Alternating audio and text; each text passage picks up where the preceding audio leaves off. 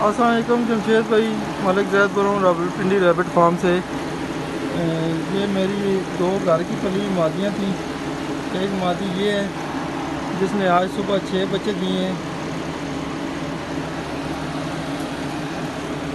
ये इसके 6 बच्चे हैं, सुबह इसने दिए थे।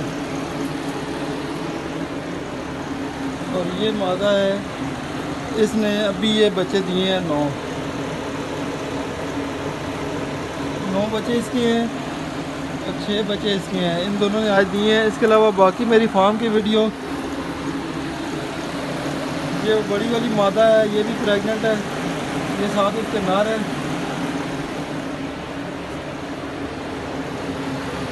एक मादा वो ज़मीन पे फिर रही है, एक ये नर है। 3 ये बच्चे हैं,